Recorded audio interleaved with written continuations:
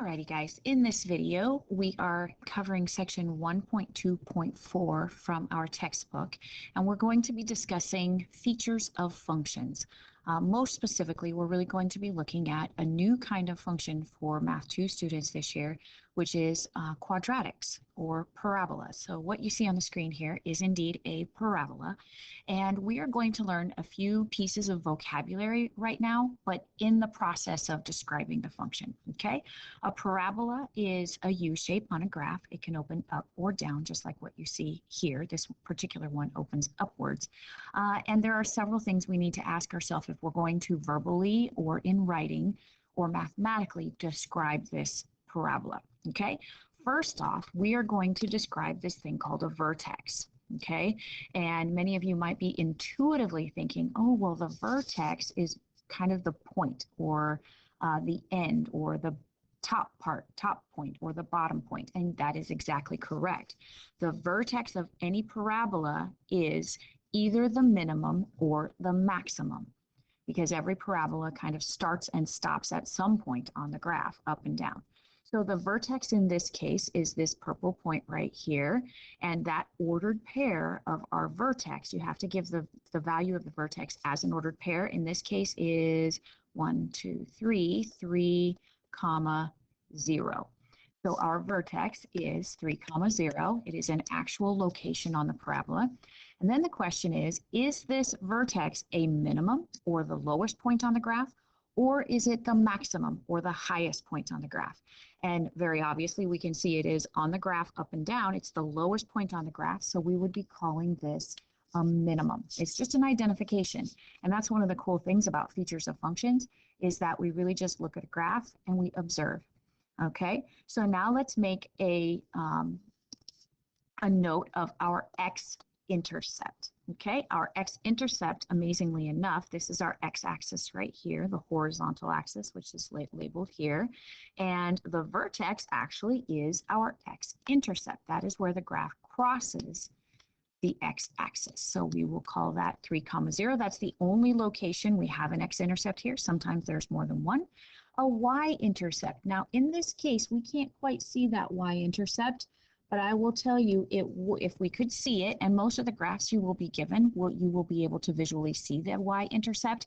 In this case, I'm telling you it would cross at 0, comma, let's see, over 6, 7, 8. It would cross at 8. So you're just going to trust me on that one, that the y-intercept would be up here at 8, okay? Now, I do want to get to this new vocabulary, and this is shortened. It is the axis of symmetry. I'm going to rewrite that out. The axis of symmetry. We've heard that word before with shapes, but graphs can also have symmetry. And basically, you want to look at your graph and decide if there's a spot or a line where you could fold the graph in half and it would land onto itself. And in this case, the axis of symmetry always, with parabolas, goes through the vertex. So our axis of symmetry is this green line right here, and I could fold that graph in half along that green line, and it would look exactly the same on both sides. And this actually is a vertical line, and we would say that is x equals 3, because vertical lines have x equals.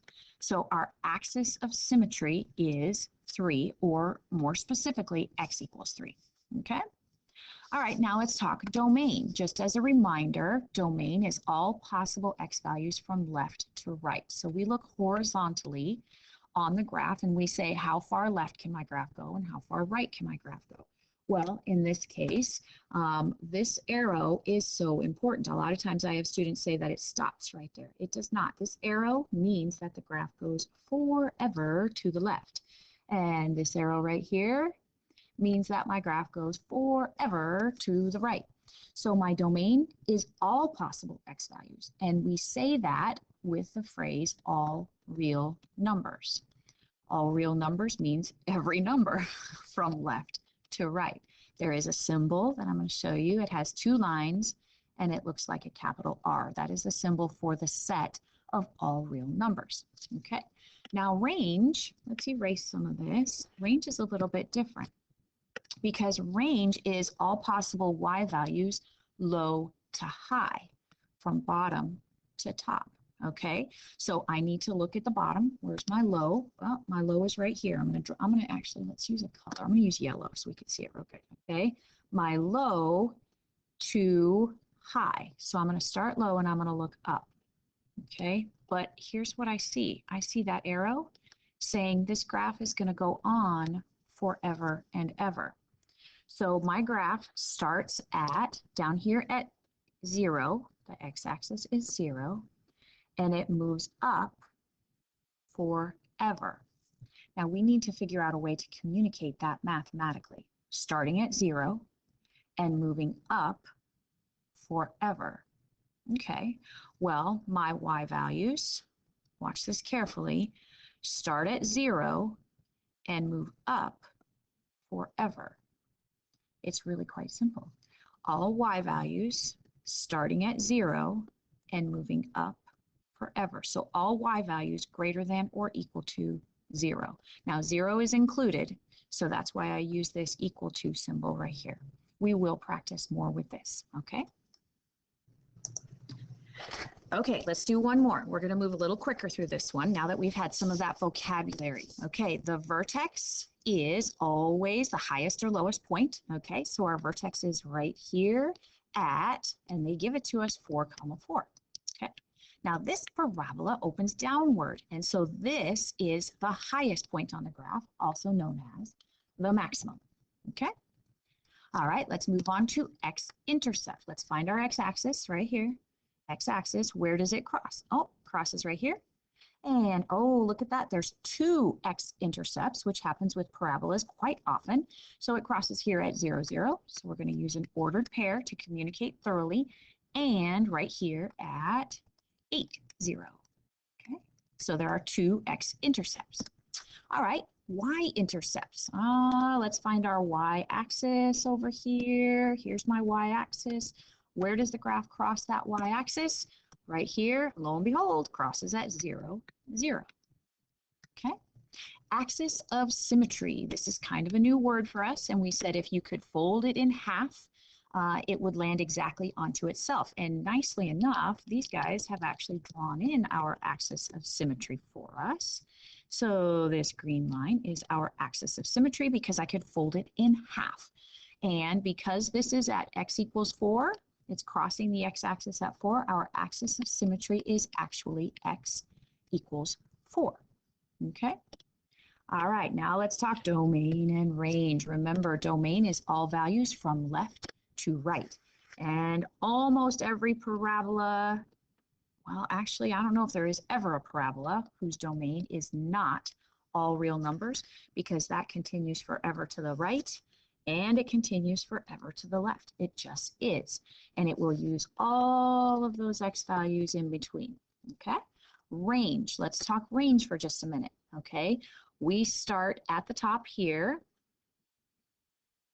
and our graph goes down forever and ever.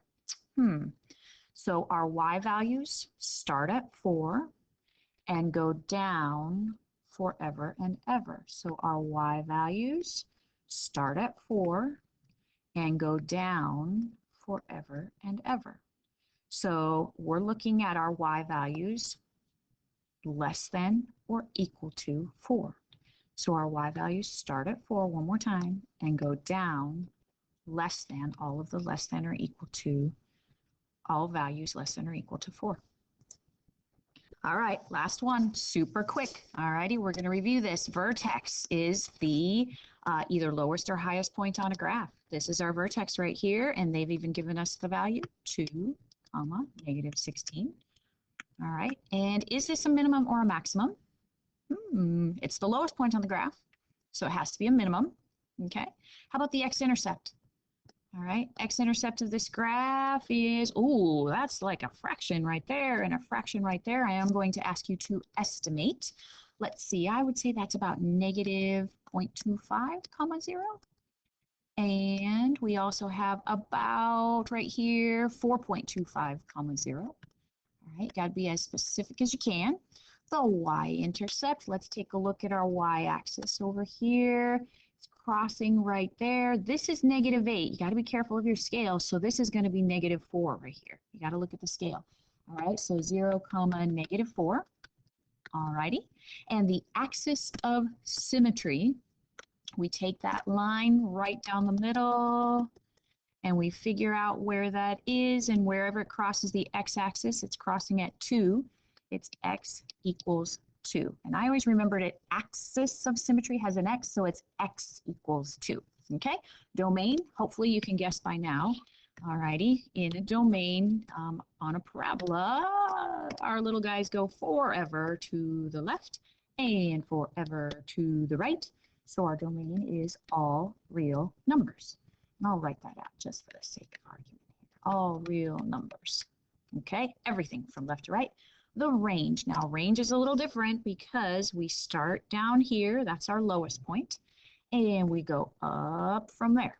Okay, so we're starting here at -16 and all the numbers higher than -16. So -8 over here, and 2 and 4 and 10 and 100 and 1,000. So our y values start at -16 and go up forever. Okay, our y values start at -16 over here and are greater than, all the y values greater than or equal to -16. Okay, hope that helps.